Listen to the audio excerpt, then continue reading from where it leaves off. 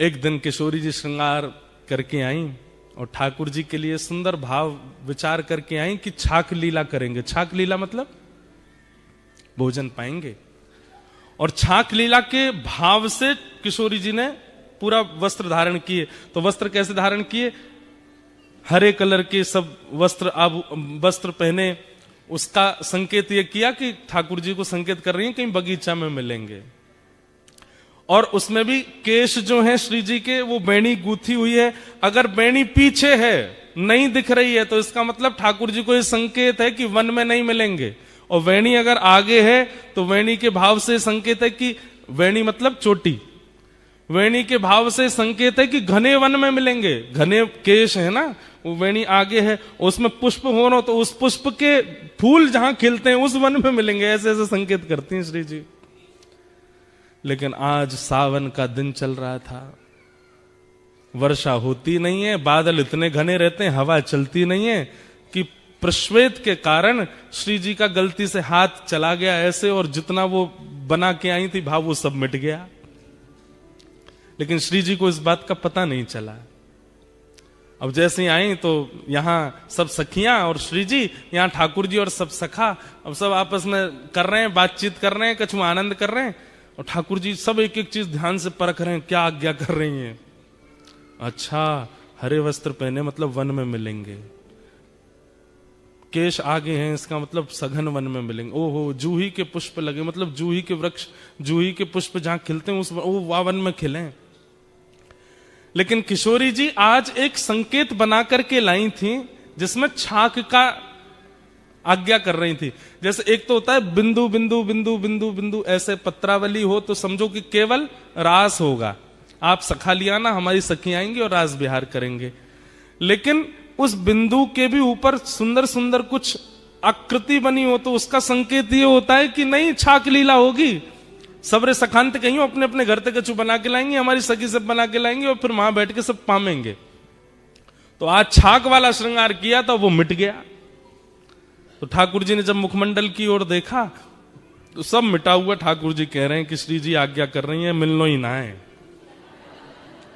आज्ञा नहीं दे रही है मिलने। तो ठाकुर जी किशोरी जी से कह रहे हैं, किशोरी कह रही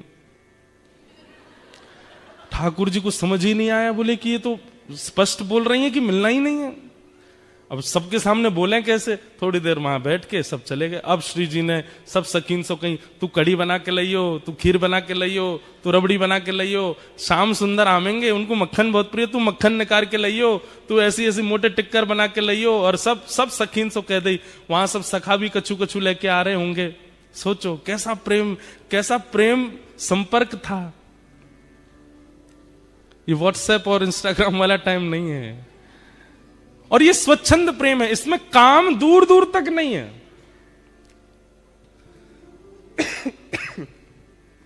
संध्या के समय आज सुबह से सब सखीन ने अपने घर में सुंदर सुंदर प्रसादी बनाई और संध्या के समय श्री जी आ गई बगीचे में। जैसा जैसा संकेत जहां का किया था उसी बगीचे में, उसी पुष्प के वन में आकर के श्री जी आके विराज गई। अब प्रतीक्षा कर रही हैं, ठाकुर जी आ रहे होंगे, ठाकुर जी आ रहे होंगे। अब जब ठाकुर जी विलंब करते हैं ना तो ललिता विशाखा ठाकुर जी की बुराई करने लग जाती हैं। अरे श्री जी तुम भी यार छलिया के चक्कर में पड़ गई हो, जे ऐसा ही है। तो श्री जी को और पीड़ा होती है कि उनकी बुराई मत करो। और फिर करते करते बुराई ऐसे कहने लग जाती हैं, हमें तो ऐसा लगे नंदगाम में कोई और गोपी आ गई है, वो और ज्यादा सुंदर है, और वाने बढ़िया अपने घर में कछु रबड़ी बनाई होगी, तो लाला मही चलोगे और मही पेट भर लियो। अब ये सब सुनकर के श्री जी को बहुत पीड़ा होती है। बहुत देर हो गई, ठाकुर जी नहीं आए। वहां श्री वृषभानु भवन से कीर्ति मैया आवाज दे रही हैं, अरे श्यामा, अरे लाली तू कहां है, जल्दी आ जा। सब सखी बोली, किशोरी जी अब जावे को समय है गयो, आज मिलन नहीं होगा। तो किशोरी जी के नेत्र सजल हो गए, जा रही हैं। और रास्ता में अब पूरे निर्णय कर लिए, आन दो कल, अब नहीं मिलूंगी इनसे, आज के बाद कोई संकेत नहीं करूंगी, आज के बाद कभी नहीं मिलूंगी, और आज के बाद यूं करूंगी त्यों। सब मन में विचार कर लियो। क्रोध में जाकर के जितनी सामग्री बनाई वो पाई भी नहीं। रात्रि में विशाखा ललिता दोनों सेज सजा रही हैं श्री जी का। तब श्री जी आज्ञा करें, ये जितनी सामग्री बना के लाए हो ना, कुछ पाया तो नहीं? बोले नहीं, कुछ भी नहीं पाया, सब धरो है श्री जी, आपने भी नहीं पाया, पालो। बोले नहीं, सब बंधवा के। और हमारे बरसाने में पूर्णमासी है, एक पूर्णमासी है, वो नंदगांव भी जाती है, बरसाने भी रहती है। बोले उसके हाथ सब भिजवा दो नंद भवन, वही के यहां भिजवा दो लाला पाले को। क्रोध में जैसे किसी ने आपके लिए बढ़िया घर में व्यवस्था करके रखी, आप नहीं गए तो वो फोटो खींच के भेजता है, ले ये सब करके रखा था मैंने तुम्हारे लिए, फूल मंगा के रखे थे, ये करके रखा था, तुम आए नहीं। तो वो कितना भारी लगता है। हमारे साथ तो बहुत होता है ना, क्योंकि हम जहां भी कथा करने जाते हैं 10 लोग बुलाते हैं, वो हमारे घर आओ, 2 मिनट के लिए आओ, तो हम आएंगे बनाएंगे। अब कोई बेचारा पूरी व्यवस्था करके रख लेता, जब नहीं जाते तो फिर कभी मिलता है, महाराज जी देखो मेरी बेटी सुबह से बैठी थी, हाथ जोड़ के बाहर खड़ी थी, आप आएंगे, दिया बुझ गए, तेल सारा खत्म हो गया घर का, लेकिन आप आए नहीं, हमने ये बना के रखा वो। अरे मैंने कि मैया क्षमा करो, अब फिर कभी आ जाऊंगा। तो ऐसा होता है। तो उसी भाव से श्री जी ने 56 भोग भिजवाए ठाकुर जी के पास। पूर्णमासी आई ठाकुर जी के पास आके बोली, लाला इतकुआ। अरे पूर्णमासी कहा भर के लाई आज झोला में? बोले 56 भोग है। काय बात को? बोले श्री जी ने भिजवाया तेरे काजी। अच्छा, आज कोई उत्सव हो बरसाने में, कोई मनोरथ हो? वो ना कछु ना। तो कहा कह के भेजो, काय मारे भिजवाए हुए सब? बोले कछु ना, क्रोध में भेजो है। ठाकुर जी की तो सांस रुक गई। मैंने कहा कर दियो, मुझसे कहा गलती है गई। अब ठाकुर जी विचार कर रहे, अपराध कहां बना, क्या हुआ, कैसे हुआ। तब अगले दिन फिर ऐसा नहीं है कि मिलते हैं एक ही जगह, यहां ठाकुर जी गैया चराने जाते हैं, श्री जी और सब सखियां जो हैं वो दही बेकन के लिए सब सखियां जाती हैं, श्री जी उनके संग जाती हैं, बीच में कहीं भी मिल लेते हैं और थोड़ी वार्ता हो जाती है। तो आज श्री जी रुकी ही नहीं, ठाकुर जी सामने से आ रहे हैं और श्री जी चलती चली गई।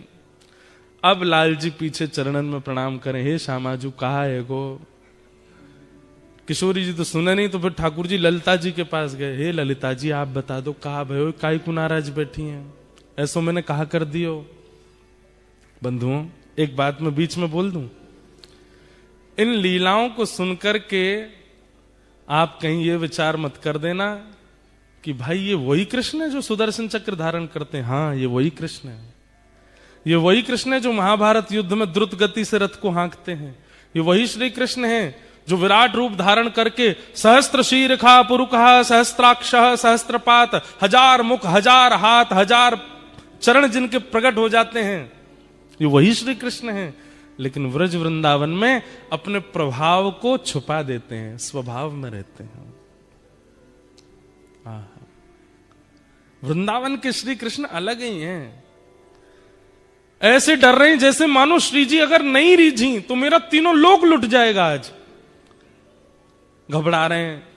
ललिता जी कह रही हैं हम तो तभी बताएंगे। बोले कब? बोले पहले विशाखा के चरण दबा के आओ, जाओ। ठाकुर जा रहे, अरे विशाखा तू तो बड़ी अच्छी है। नहीं नहीं तुम गोबर चोट्टी बोल रहे थे मुझे उस दिन। नहीं ना आज के बाद लाए बोलूंगा। बोल कहा बोलोगे? अरे तू तो रानी है, तू तो महारानी है। अरे विशाखा तू तो ऐसी है, तेरी भलैया ले लूं। नहीं आरती करो। बोले आरती करता हूं, तू जो कहेगी सो करूं। यूं बता दे श्री जी नाराज काहे क्यों है? सबरी गोपी अपने अपने काम करवा ले ठाकुर जी थे। अच्छा लाला तो एक काम कर, वो ऊपर गोबर ऊपला थापिया जा। ठाकुर जी गोबर थाप रहे। अरे तू बता दे बस काय बात ते नाराज है। जब खूब थक जाते हैं ठाकुर जी भी, तब बोले वादना श्री जी ने संकेत कियो, छाक लीला को संकेत कियो। रात में सब सामग्री बना के हम वन में प्रतीक्षा करती रही, ना आयो सखान को लेके। ठाकुर जी बोले कब? बोले परसों। बोले कैसे कियो संकेत? बोले पत्रावली बनी, पत्रावली में ऊपर ऊपर सुंदर सुंदर आकृति बनी, छाक लीला को संकेत कियो और नहीं आए तुम। अरे मैं तेरी सौगंध खा के कह रहा हूं, अब मेरी सौगंध मत खावे, मोए अभी जीनो है। ठाकुर जी बोले अरे तू जाकी के बाकी सौगंध खा के कह रहा हूं, मोए ना दिखे। ललिता विशाखा जी बोली नहीं नहीं हमें सब पता है, नंदगाम में कोई गोपी आई है, वाने रबड़ी बनाई, वाके घर, अरे तू जो कहेगी सो करूंगा, सौगंध खा करूं, ऐसा कोई बात ना है, वो संकेत पतो नहीं चलो। तब ललिता विशाखा बोली अब तो श्री जी को मनावे के काजे कोई योजना करनी पड़ेगी। ठाकुर जी बोले कहां करूं? तभी वन में देखी कि 2 वृक्ष और दोनों वृक्षन से एक बेल निकल करके, एक वृक्ष की बेल निकल के दूसरे वृक्ष पे जा रही है। ऐसी एक डाल है, हमारे ब्रज में आज भी ऐसी डाल हैं, और केवल ब्रज में ऐसी डाल हैं जहां वास्तविक स्वाभाविक झूला बने हुए हैं। ठाकुर जी ने वो जैसे ही देखो, ठाकुर जी बोले अब एक तरीका है। बोले कहा? बोले या कुछ झूला बनाऊंगो। ठाकुर जी ने सुंदर झूला सजायो, वहां पे पाटो लगायो, सुंदर वहां पे एक गद्दा बिछा दियो, वहां पे सुंदर पोशाक धर दी, इत्र आदि लगा दिए, सुंदर तैयारी करके बिल्कुल झूला झुलावे की। श्री जी झूला का एक स्वरूप है, जिनके घर पे है वो जानते होंगे। कितनी भी टेंशन में आप बैठे हो, कितनी भी दिमाग में कुछ भी चले, झूला पे जाके बैठ जाओ, आप बिल्कुल शांत हो जाओगे। जैसे झूला आगे पीछे झोटा लेगा ना, आपका मन अपने आप प्रसन्न हो जाएगा। और या फिर ऐसा कहो, प्रसन्न व्यक्ति ही झूला पे बैठता है। अब प्रसन्न व्यक्ति झूला, उसको कहो झूला पे, अरे मुझे नहीं बैठना, बैठो ना झूले पे। झूले पे वही बैठता है जो प्रसन्न हो। या फिर अप्रसन्न को बैठा दोगे तो उसका जितनी भी अप्रसन्नता है वो चली जाएगी। ये झूले का स्वरूप है। तब झूला तैयार करके तब श्याम सुंदर गए। ऐसो मान नहीं कीजे हठ छोड़िए अली, ऐसो मान नहीं कीजे हठ छोड़िए अली। सब लोग गाओ। ऐसो मान नहीं कीजे हठ छोड़िए अली, ऐसो मान नहीं कीजे हठ छोड़िए अली। तू तो परम सयानी वृष भानु की नली, तू तो परम सयानी वृष भानु की नली। तू तो परम सयानी वृष भानु की नली। तू तो परम सयानी वृष भानु की नली। हे झुक आए बदरा, गिर आए बदरा, झुक आए बदरा गिर आए बदरा। झुक आए बदरा, गिर आए बदरा, झुक आए बदरा गिर आए बदरा। ओ राधे झूलन पधारो, घेर आए बदरा, राधे झूलन पधारो, गिर आए बदरा। ओ श्यामा झूलन पधारो, गिर आए बदरा। श्यामा झूलन पधारो गिर आए बदरा। बोलो झूला बिहारी बिहारणी सरकार की।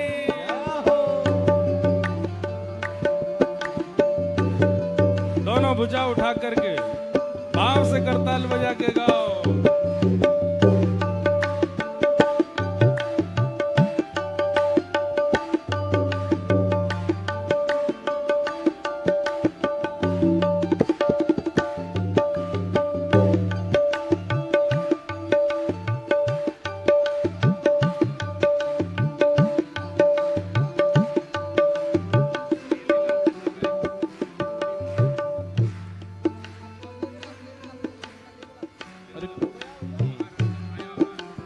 जब ठाकुर जी ने खूब मना ली, श्री जी नहीं मानी, तो फिर अब ललिता विशाखा भी, उनको भी दया आ गई। अरे श्याम सुंदर इतना मना रहे हैं, श्री जी नहीं आ रही हैं। तब ललिता जी जाती हैं और किशोरी जी से कहती हैं, हो तेरो रसिक प्रीतम मग जोवत खड़ो, तेरो रसिक प्रीतम मग जोवत खड़ो। ब्रज भाषा है, समझ आ रहा है? ललिता जी कह रही हैं, अरे ये रसिक प्रीतम श्याम सुंदर आपकी बाट निहार रहे हैं। आपको ठाकुर जी दूर जाके झूला के पास बैठ गए, किशोरी जी कह रही हैं कि ठाकुर जी तो कह लो खुद ने बनाया और झूला खुद ही झूल लेंगे।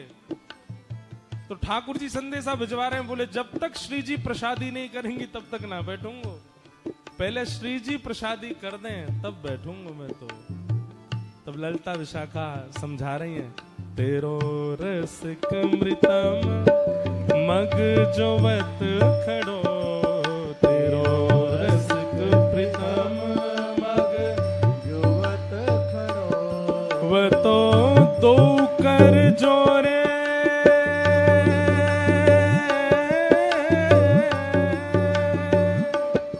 वो तो दो कर जोड़े तेरे चरण पड़ो, वो तो दो कर जोड़े तेरे चरण पड़ो, वो तो दो कर जोड़े तेरे चरण पड़ो, वो तो दो कर जोड़े तेरे चरण पड़े, झुक आए बदरा गिर आए बदरा, झुक आए बदरा गिर आए बदरा, झुक आए बदरा गिर आए बदरा, झुक आए बदरा आओ। गिर आए बदरा, हे श्यामा झूलन पधारो गिर आए बदरा, श्यामा झूलन पधारो गिर आए बदरा, राधे झूलन पधारो गिर आए बदरा,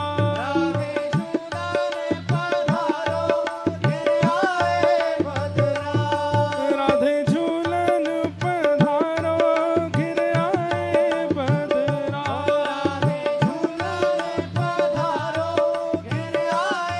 बदरा, ओ घिर आए बदरा, झुक आए बदरा, घिर आए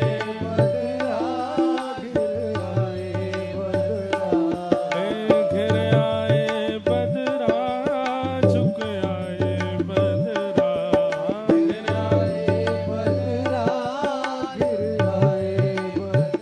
हे श्यामा झूलन पधारो गिर आए बदरा,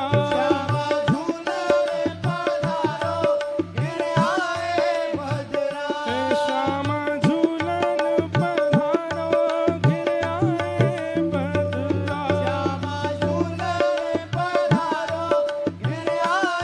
बदरा, राधे झूलन पधारो गिर आए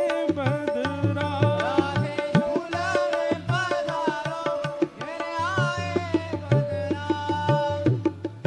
सब सखीन ने जाकर के श्री जी को मनायो, हे श्यामाजू ऐसी मेहनत ते छोटे छोटे हाथन से झूला बनायो है, पाटो बिछायो है, वापे रेशमी वस्त्र डारो है, श्याम सुंदर इतनो श्रम करके देखो कैसे चढ़ चढ़ के पेड़ पे पूरे झूला की तैयारी कर रहे हैं।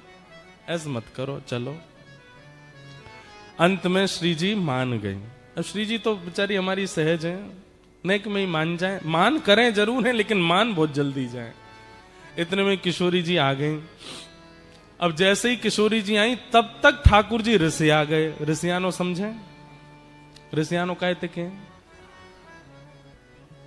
रिसियाना एक अलग भाव है। रिसियाना का मतलब ये होता है कि जैसे पहले तो देख लो, हमारी बात मान लो, देख लो, खा लो, देख लो हमने बनाया आपके लिए, प्लीज पालो, देखो हम तुम्हारे लिए ये किया, ये देख लो, ऐसे मत करो। जब फिर भी नहीं मानता सामने वाला तो फिर रिसियाए वाला व्यक्ति जब आप फिर जाओगे तो अब मैं दूंगा नहीं, ये होता है रिसियाना। ये गुस्सा नहीं है, अब नहीं दूंगा। अरे अब हम मान गए, अब तुम चाहे जितने माने हो अब नहीं मिलेगा, पहले देना था। तो ठाकुर जी अब रिसिया गए और जैसे ही ठाकुर जी रिसियाए श्री जी आ गए। अरे कहाँ है श्याम सुंदर? बोला हाँ यहीं थाड़ो। कहाँ? पाटो काई को उठा लियो या मैं तो झूला में तो पट्टा उठा लियो ठाकुर जी ने, वो धर दो ना ना, हमारो झूला, हमारो पाटो, हमारी सजावट, हमारे हाथ से भाई हम ही झूल लेंगे, ले जाओ अपनी श्री जी को। अरे बड़े घर की है, इनको बड़े घर की चाहिए, ले जाओ, हमें हमने। अरे देखो ऐसे मत करो, बड़ी मुश्किल से तो मना के। बोले मोए ना मनानो, ले जाओ, वापस ले जाओ इनको, मैं अकेला ही झूल लूंगा यहाँ पे। तो अब यहाँ पे दूसरा विवाद हो गया। श्री जी और ठाकुर जी दोनों में थोड़ी सी होड़ है गई। तो श्री जी बोली, अब तक तो बोली नहीं, श्री जी बोली मैं तो यहीं पे बैठूंगी और यही पाटे पे बैठूंगी। ठाकुर जी बोले कोई जिद है? मैंने बनायो, मेरो पाटो, आप कहीं को बैठोगे? बोले मैं तो बैठूंगी, तुम जाके दिखाओ यहाँ आते। ठाकुर जी जान लगे तो सखीन ने घेर लिए, बोले जान नहीं देंगे, हाथ पांव बांध के पकड़ के बंसी वंसी तोड़ ताड़ के धर देंगी तुम्हारी। भाई श्री जी बैठेंगी अब तो। बड़ी मधुर लीला। तो फिर ठाकुर जी बोले अब ठीक है बैठेंगी, लेकिन वो बात होती है ना जैसे छोटे बच्चों में होड़ होती है, नई कुर्सी लाए पिताजी। तो कई बच्चे ऐसे होते हैं कि कुर्सी खुलेगी तो पहले मैं बैठूं, जो कोई और बैठ जा तो वो इसी बात पे ही रोने लगते हैं कि ये क्यों बैठे, अरे तू अब बैठ जा। अब नहीं, मुझे पहले बैठना था। अब ठाकुर जी बोले मैं पाटो तो लगा दूंगा पर पहले मैं बैठूंगा। श्री जी बोली ललिता जी कह दो इनते, बोले बैठूंगी तो मैं ही पहले। ठाकुर जी बोले मैं पाटो लगा दूंगा, इन्हें झूलना, ये झूल लें, पहले मैं झूल के चलो जाऊंगा तब ये झूलेंगी। अब तो ऐसी स्थिति बन गई, सब सखी सब तो ललिता जी बोली एक काम करेंगे। बोले क्या? एक प्रतियोगिता रखते हैं, उस प्रतियोगिता में जो पार हो जाएगा वो पहले बैठेगा। ठीक है, हाँ हाँ। कौन चढ़े पहले सुरंग हिंडोला, कौन चढ़े पहले सुरंग, कौन चढ़े पहले सुरंग हिंडोला, कौन चढ़े पहले सुरंग हिंडोला। सोई करत मनुहार हिये हित, सोई करे मनुहार हिये, रमक देत जोरा जोरा, रमक देत जोरा जोरा। ललिता विशाखा जी बैठ गई एक कोने में जाके, बोले अब आप दोनों कुछ करो जिससे हम रीझेंगी, उसको पहले बैठाएंगे। तो किशोरी जी बोली मैं बाद में करूंगी, पहले इनते करवाओ, ये जो करेंगे उसका काट मैं करूंगी। तो ठाकुर जी बैठ गए तुरंत और कहा करन लगे, गावत राग तान मधुर स्वर, गावत राग तान मधुर स्वर, गावत राग तान मधुर स्वर, गावत राग तान मधुर स्वर। और कैसा गा रहे हैं? कोटि काम चित चोरा। ये श्री हरिराय महाप्रभु जी का पद है, उनकी छाप पदों में होती है रसिक प्रीतम।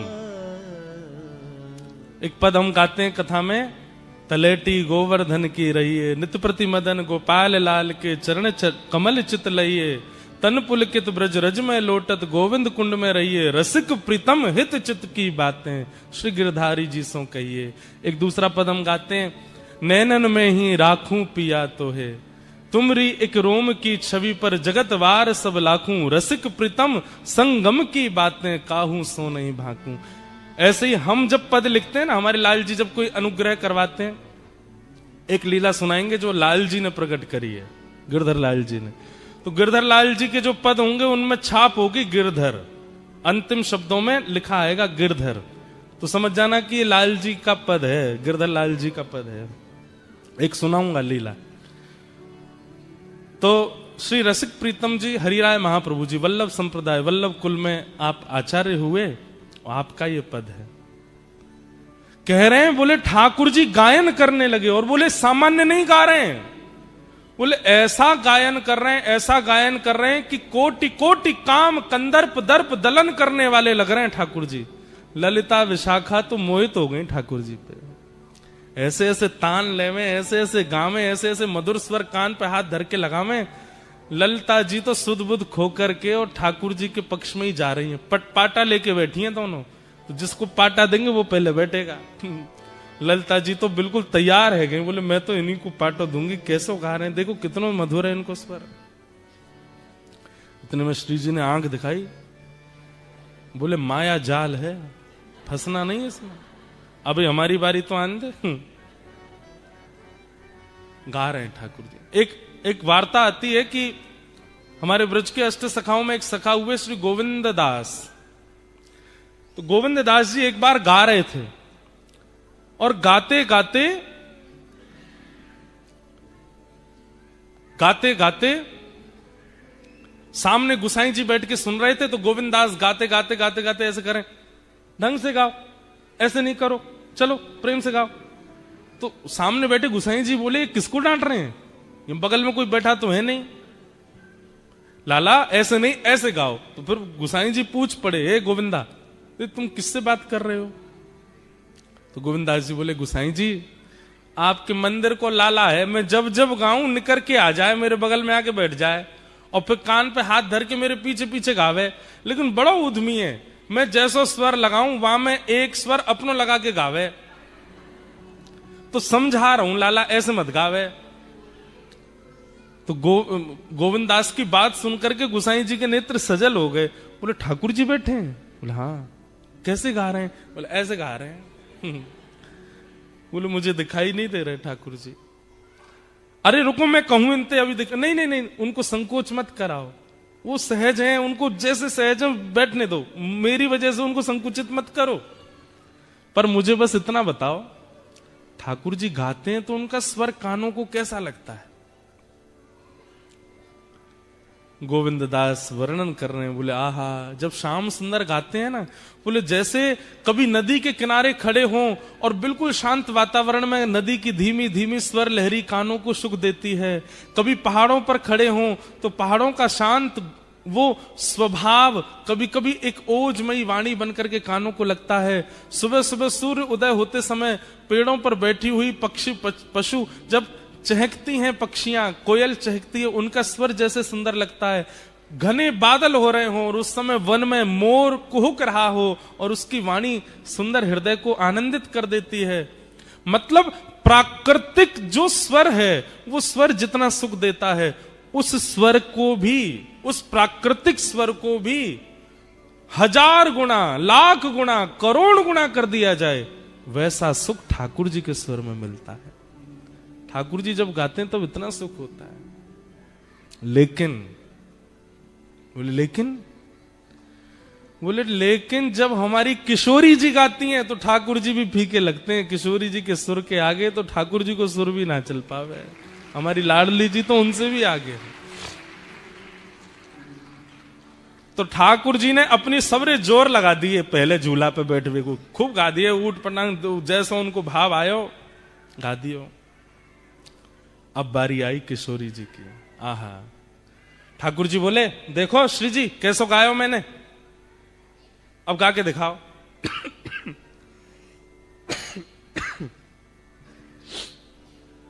अब ठाकुर जी तो गा रहे थे ललिता विशाखा की ओर मुख करके। किशोरी जी बोली अब मैं गाऊं। किशोरी जी बैठी ठाकुर जी की तरफ मुख करके, सामने ठाकुर जी बैठे हैं और किशोरी जी उनकी आंखन में आंख डाल करके, और जैसे ही गानो प्रारंभ कियो, श्री जी को पहलो स्वर लगते ही ठाकुर जी तो मंत्रमुग्ध है गए। और ललिता जी के पास जाके बोले पाटो दियो, और पाटो ले जाकर के लगायो।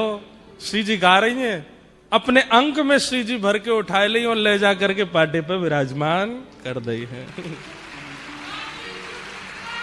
की जय।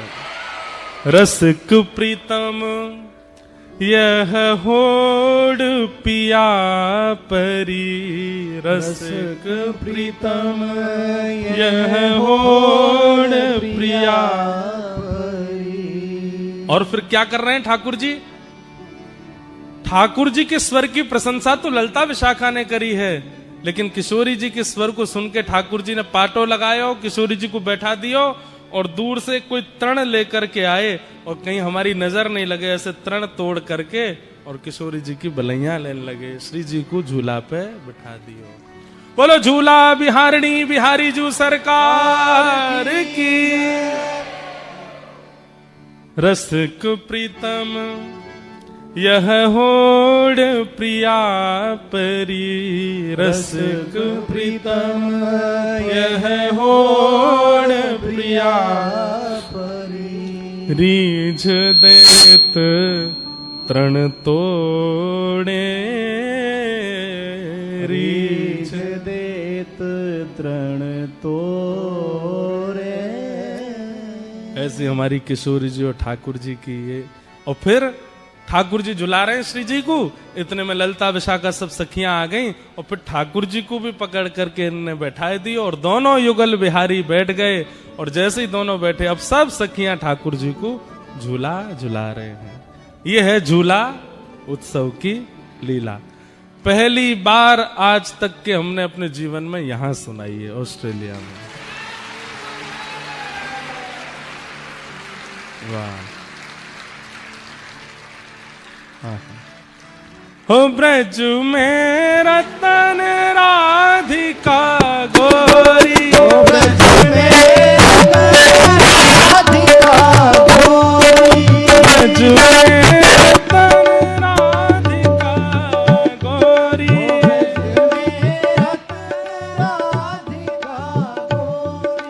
ओ राधिका गोरी, राधिका गोरी, राधिका गोरी, राधिका गोरी। राधिका गोरी, राधिका गोरी, राधिका राधिका गोरी। ओ ब्रज में रतन राधिका गोरी, ब्रज में राधिका गोरी। ओ ब्रज में रतन राधिका गोरी।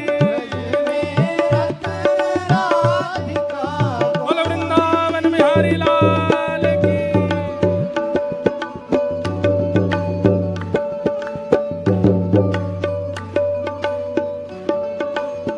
बोलो वृषभानु दुलारी की। अरे जय हो ने जोर तो बोलो, बोलो वृषभानु के जमाई की।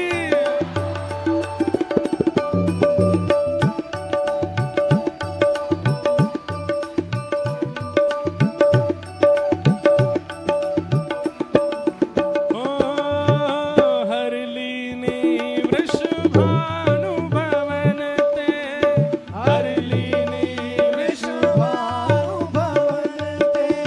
हरलीनी वृषभानु भवन ते, हरलीनी भानु भवन वृषभानु भवन ते, वृषभानु भवन ते, हरलीनी वृषभानु भवन ते, हरलीनी नंद सुवन की जोड़ी, नंद सुवन की जोड़ी, ओ नंद सुवन की जोड़ी, नंद सुवन की जोड़ी।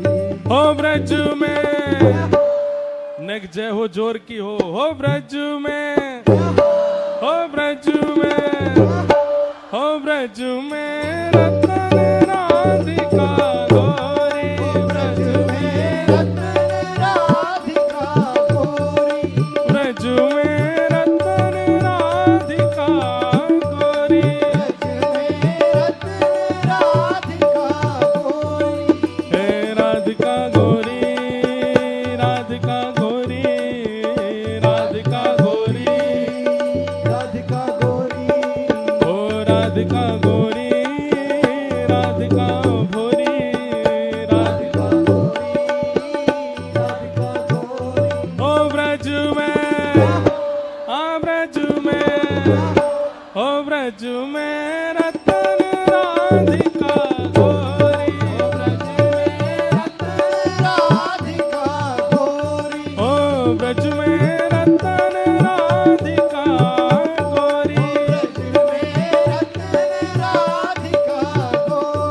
भानु दुलारी की।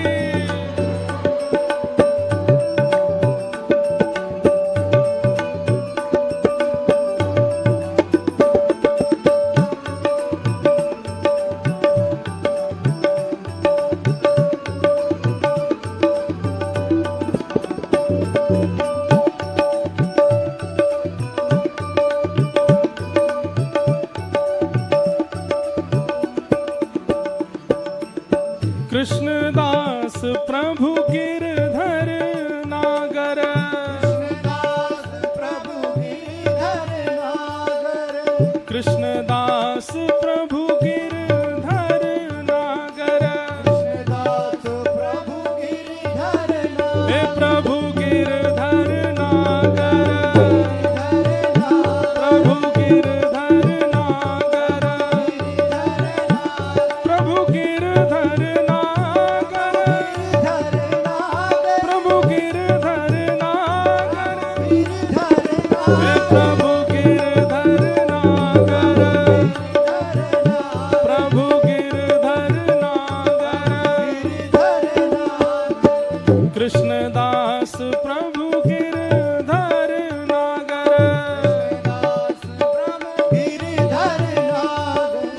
नागरी नवल किशोरी, नागरी नवल ओ नागरी नवल किशोरी, नागरी ओ ब्रज में, आ ब्रज में, ओ ब्रज में रतन राधिका गोरी, ओ ब्रज में रतन राधिका गोरी, ओ ब्रज में रतन राधिका गोरी, ब्रज में रतन राधिका गोरी, ओ राधिका गोरी, राधिका घोरी, राधिका घोरी, राधिका गोरी, ओ राधिका गोरी, राधिका भोरी, राधिका गोरी, राधिका गोरी,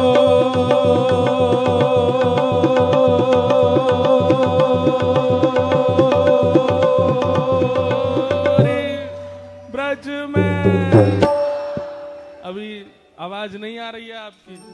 राधिका गोरी, राधिका गोरी, राधिका गोरी, राधिका गोरी,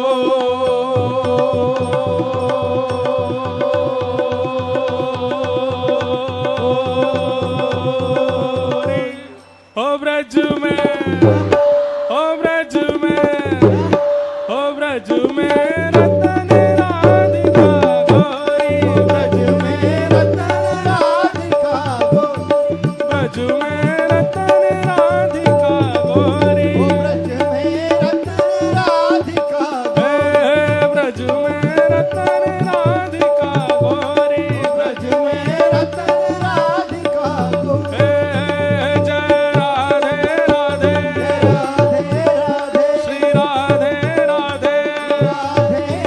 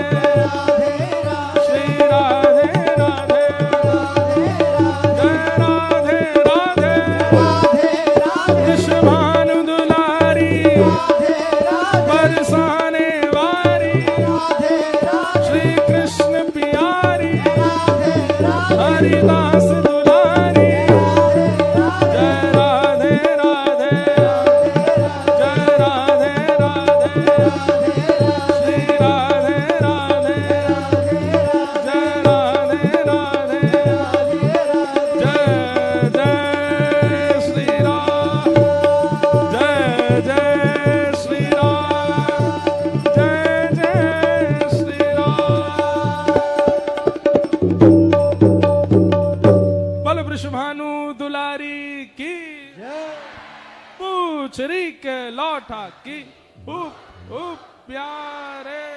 क्या बात है वंशी वारे, शाबाश। बैठ जाओ। हरिलीनी वृष भानु भवन ते, हरिलीनी वृष भानु भवन ते, नंद सुवन की जोड़ी, नंद सुवन की जोड़ी, कृष्णदास प्रभु गिरधर नागर, कृष्णदास प्रभु गिरधर नागर, कृष्णदास प्रभु गिरधर नागर, कृष्णदास प्रभु गिरधर नागर। ओ नागरी नवल किशोरी, नागरी नवल किशोरी, ओ ब्रज में रतन राधिका गोरी, ब्रज में रतन राधिका